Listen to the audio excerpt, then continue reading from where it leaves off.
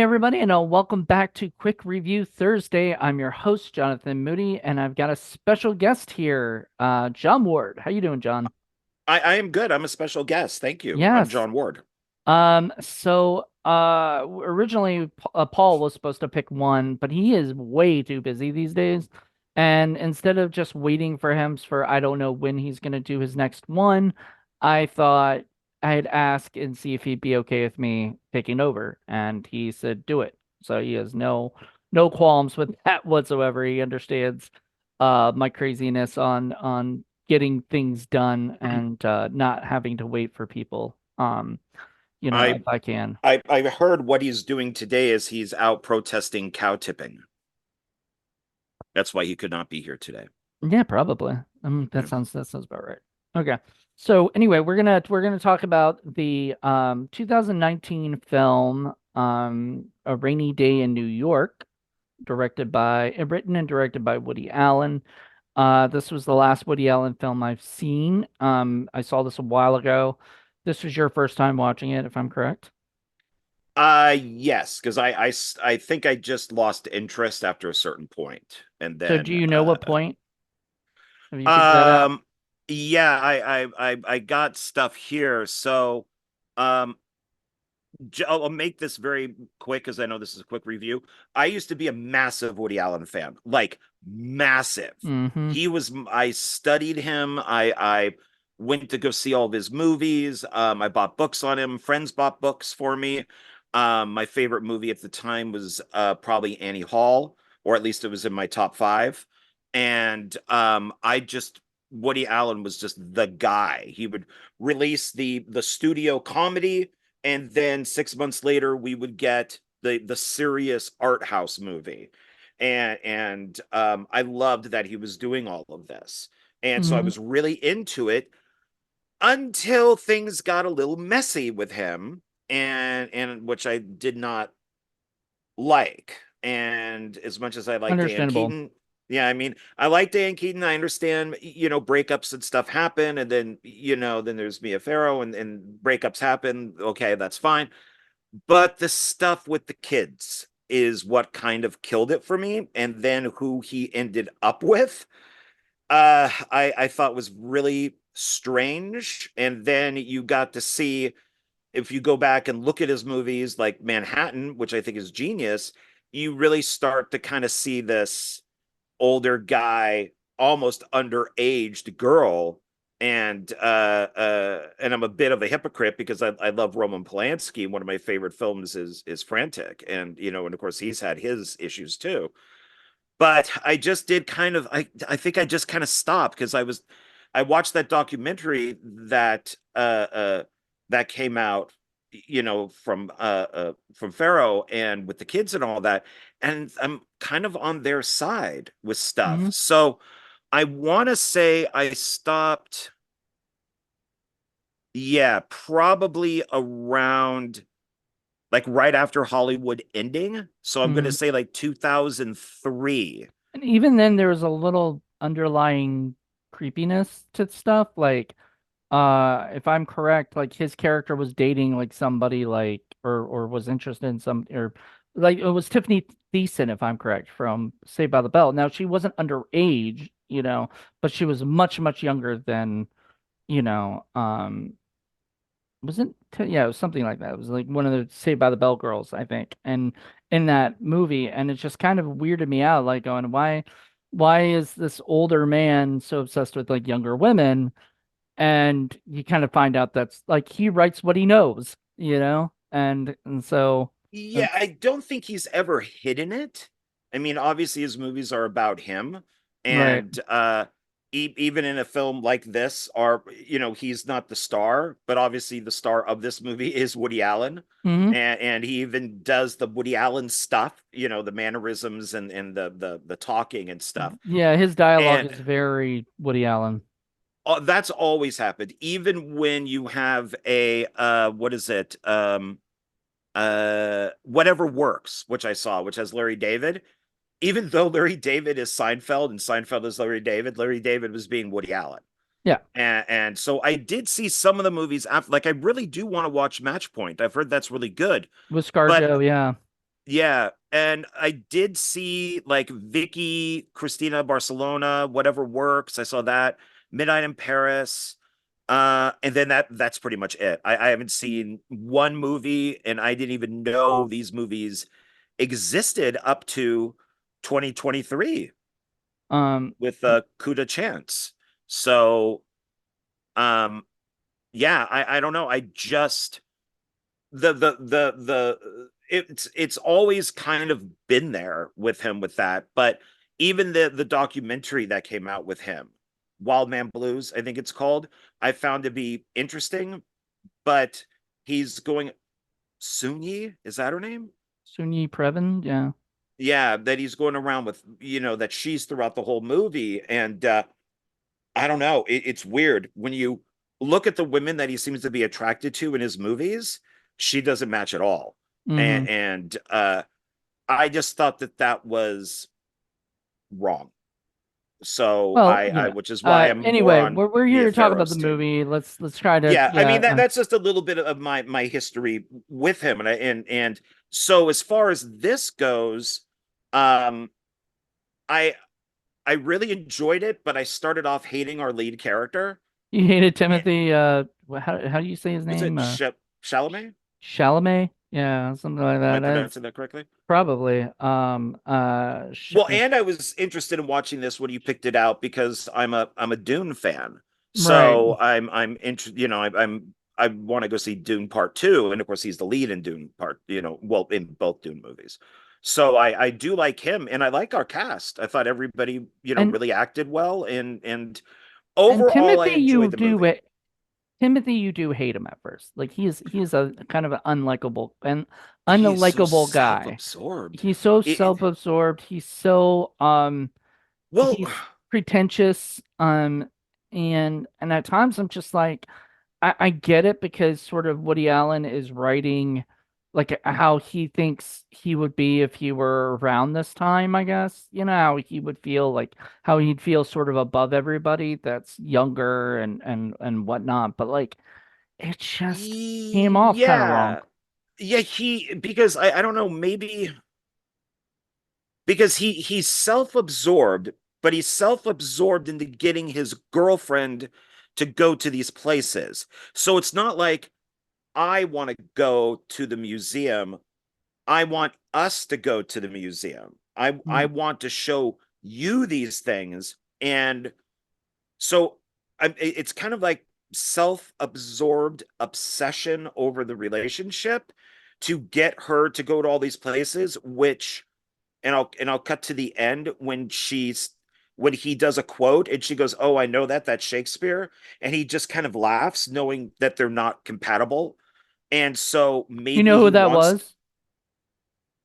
Who the that? the quote. Yeah, I don't know. it was Frank Sinatra. And it was Oh fuck, I interesting. should know that because Sinatra's my favorite guy. Yeah, it was night and day. I actually posted the lyrics on my Facebook because That is a I great looked it song. up. And so he quoted that. And he was quoting that song. And then he had also sang that other song that Frank Sinatra also sang. So you could tell this guy was a Frank Sinatra fan. So, but without actually physically saying that, which I liked. He never once said I'm a huge Sinatra fan or that Sure. or anybody has to be a Sinatra fan to like me. There's that subtlety of that one scene where he is playing the song and Selma not Selma what's it Celine Gomez, her character is just kind of staring at him watching him sing, and you could tell she just loved, what he was, that she just loved his, kind of stuff. And then there's this girl he's with who he likes, but I guess they're both just not in love with each other, you know? Yeah, it's there. I heard this. I don't know if it was in a movie or where I heard it, but it's the person that you're with may not be the person that you're meant to be with, but they could introduce you to the person that you are. I'm not quoting it That's a exactly, good, yeah, that's actually but a good line. yeah, and that's almost what I thought of when watching this, because if he didn't go with her to the interview to interview this director, in Manhattan, he wouldn't have teamed up with Selena Gomez, and then they wouldn't have, which I'm questioning the ending a little bit. So I'm wondering, and maybe this comes from us watching the remake of Evil Dead, is is this in his head? Hmm. No. It's raining. He ends up by the clock that he talks about with the animals that spin around, and all of a sudden she is just there in the rain in a white shirt, no jacket or umbrella. Right. And Uh, it's a I know Hollywood they, ending. He but talks about Hollywood endings in a lot of his films, and it's true because he does those really well, you know?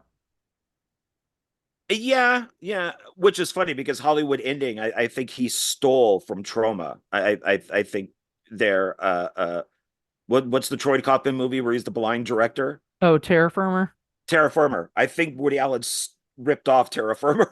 It's funny because uh, I think like they look very much well, not look alike, but I think Mel Gibson looks, or not Mel Gibson. Good God, Mel Brooks looks a little bit more like Lloyd Kaufman, but they kind of have that Jewish neuroticism. So I get that. I would think that, and they love New York, so I would imagine that Lloyd and Woody Allen like know each other in some way or another, and Woody Allen probably watches trauma well, movies. that's what I'm thinking. Is I saw Terra Firmer, and then I'm like, oh, this is great. It's the best Trauma movie, I think. And then I watched Hollywood Ending, and I'm like, wait a minute, did he just steal this from Lloyd Kaufman? How That's weird. funny. Yeah. Um, Because yeah, there's but a blind director, but he wasn't originally blind. He became blind. It's like psychosomatic. I think that was the yeah, whole because of the point. film and all that Because he was type of like stuff, and he had so much anxiety that it made him go blind and stuff, and it was all in his head, that kind of thing. And then, he finally at the end he gets his Hollywood ending. Spoiler alert, but sort of, I mean, you kind of expect that out of the movie. I mean, they wouldn't have gone any other way. And that is what I feel like happened in this movie is that they decided to go with the way where he got the girl that he wanted. I mean, I still don't know. I I, still don't know. I don't know. I don't know. I liked it. I liked it. I thought, I have no problem with the ending. I just find it weird that she would just be in the rain in the park without a coat on, and she's just there. Like I don't know. Is he so egotistical and realizes that he's in love with Selena Gomez that she just appears? also she had a date with the, what dermatologist or whatever, Yeah, and then which kind then of, she's with a rich guy who has a lot of money who could set her up forever, and she decides to go with the guy with who has no job. I was going to say no prospects, but he's great at playing poker. We hear about it and then we see it when he just dumps all the money on the table and some of it in wads, and he could go play like what is that, the World Series of Poker. yeah. Like he could become a Well, famous he even poker says player. he should be in Vegas because he's a gambler, and that was a great line to me because I feel like toward the end of the movie, I kind of felt like because he was wondering what to do with his life. He has that conversation with her where he says he's walking through the museum and he's with Selena Gomez and he says, I, I don't, or was it the museum or is it in his house? Anyway, he says, I know what I don't want to be, I don't know what I want to be, you know, yet. And he hasn't figured that out. And college time is the time where you're supposedly supposed to figure out what you want to do with your life. Some people don't figure that out till years later, like until their adulthood, when it just hits them like I should be doing that.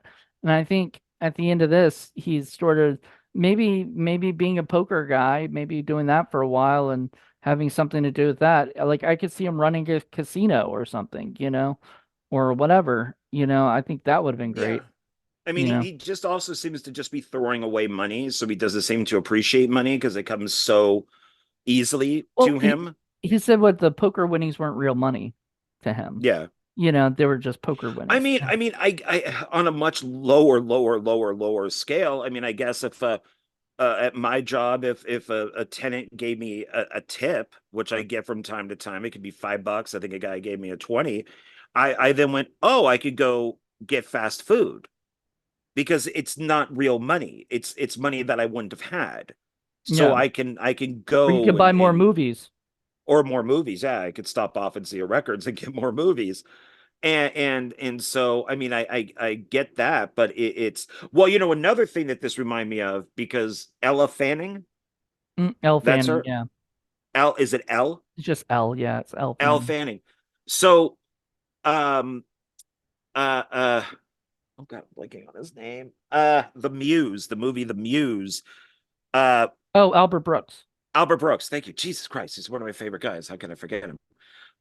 He made a movie called The Muse where Sharon Stone is the muse to writers, directors. Some of them play themselves in the movie. So that's what she reminded me of in this is when all of them gravitate towards her because she is, you know, elevating them and pulling them out of Eh, this this slump. no pun And intended, because her name's Elle.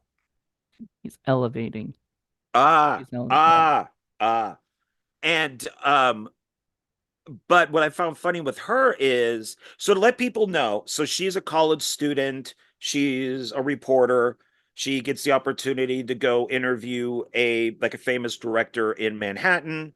His new movie is he's working on his new movie, and the boyfriend, Gatsby, tags along and wants to show her a great night, a great weekend and spends all this money and has all these big plans, which also tells me that he doesn't give a shit about her at all because everything is about him and showing her these things, which I think is to educate her to be on like his family's level. That if Hmm. she's saying something is from Frank Sinatra, or saying that something's from Shakespeare when it's actually Frank Sinatra, he doesn't want that mistake to happen in front of his parents. And he's trying to avoid his parents' party um, because he feels he's here and they're here, and he doesn't want to be part of this whole kind of, I'm rich in Manhattan attitude type of thing.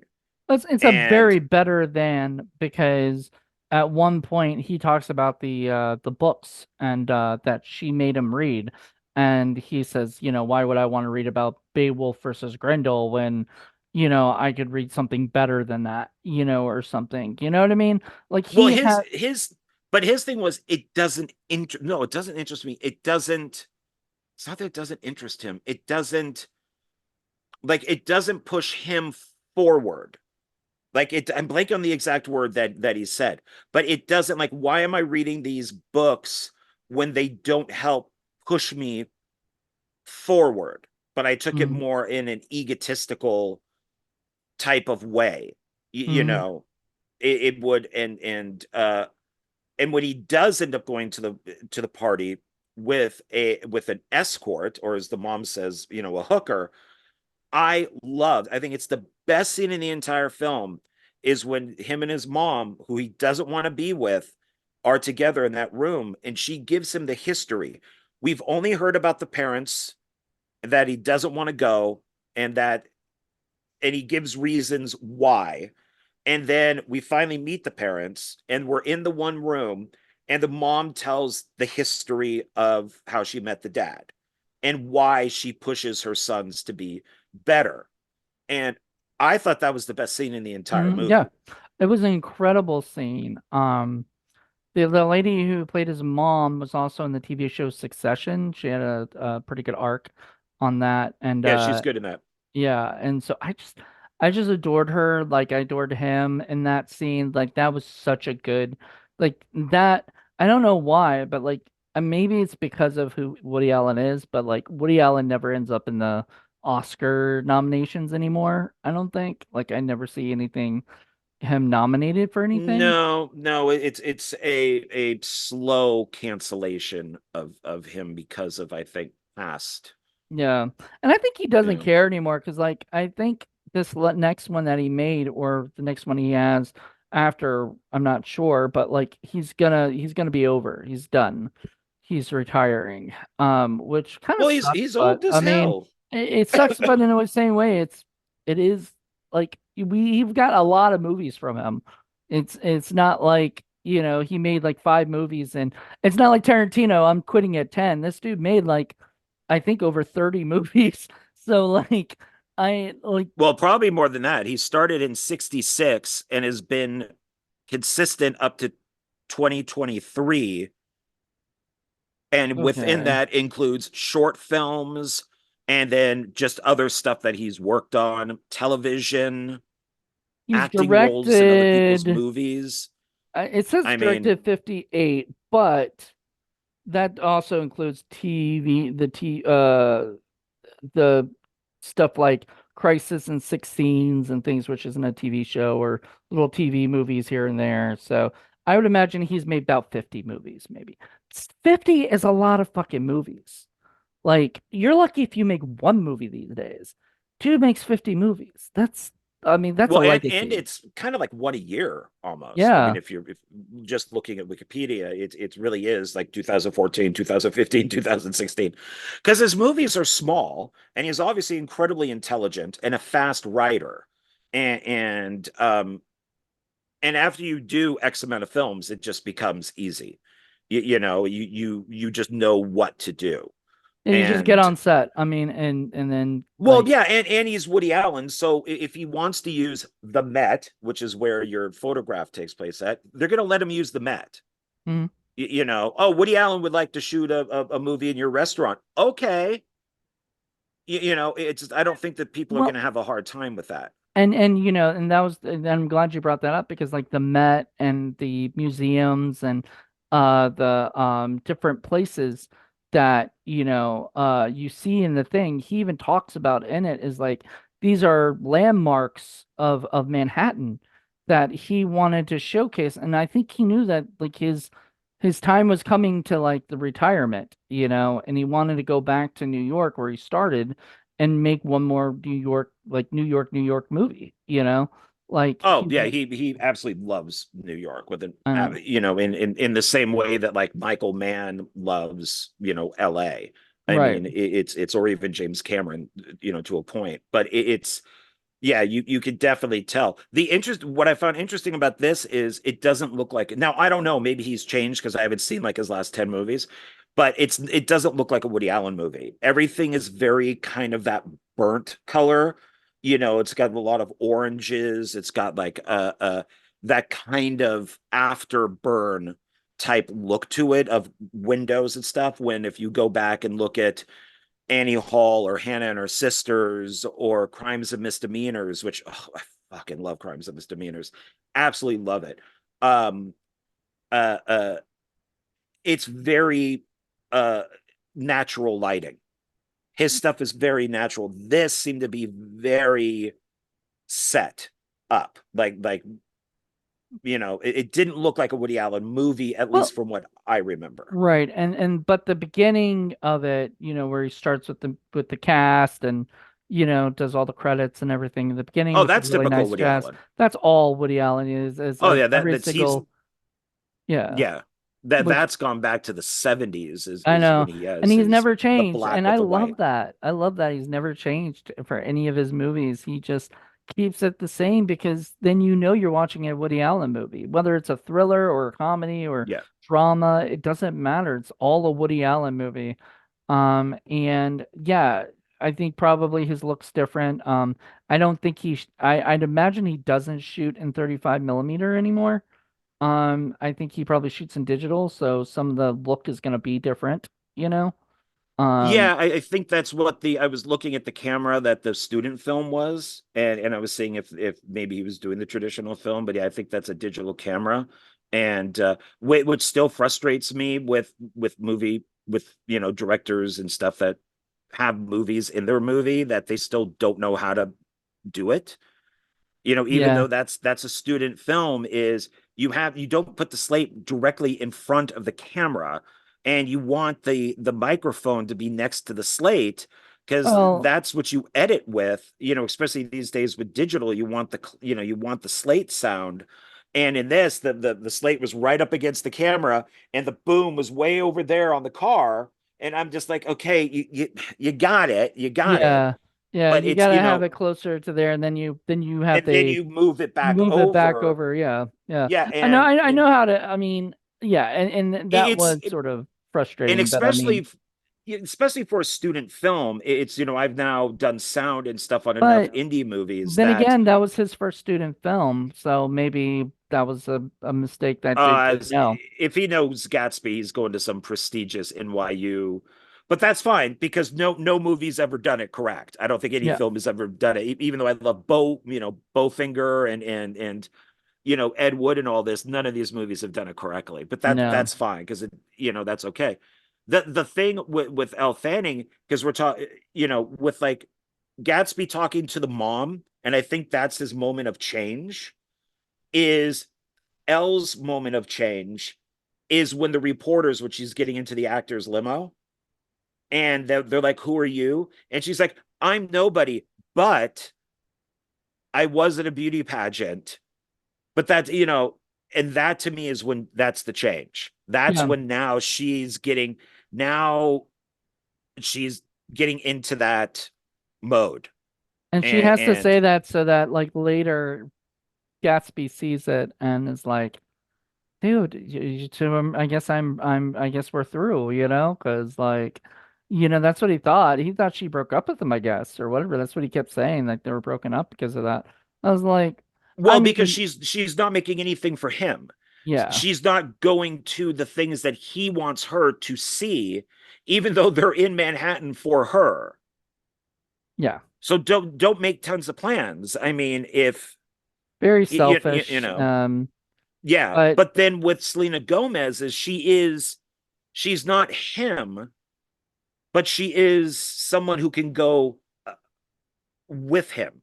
yeah, He could say something and then she'll just fire back something at him. well, she And also, remember, he invited her to go to the museum, and then she invited him to her art thing, So like and said you can tag along. And I think he liked that because like uh Elle Elle Fanning's character was very much Ashley was very much doing whatever he said except for that day because that day she was trying to get that story. So that was all about her. The stuff I could care less about or like I just couldn't get into. I don't no offense, but Jude Law stuff, with him and his wife, it just didn't interest me. I was like, I don't even find it that funny. I kind of just found it to be like, okay, so this is just this another step of why she's away from him. it didn't bother me. I thought it was part of her journey, that she just starts off as this college reporter, and then Right. she gets wrapped up in the director's drama, and then The the writer's writers, drama, yeah, and and then the then drama, and then she gets, the brought to actor's the drama. party.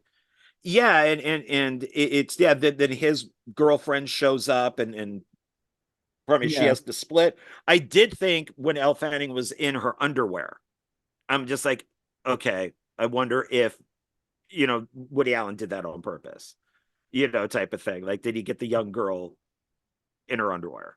I mean, And if then she she's felt wet in her uncomfortable, she underwear. would have said something, but I guess she was Well, I mean, who knows? We all know the shit with Harvey Weinstein. So it's not saying that Woody Allen is Harvey Weinstein, but it's you do stuff so you continue to work. no, But under the circumstances, it does kind of fit with the story that she's convincing herself while drinking and getting high to sleep with the actor because of who he is, right. even though she has a boyfriend, which she probably knows is over.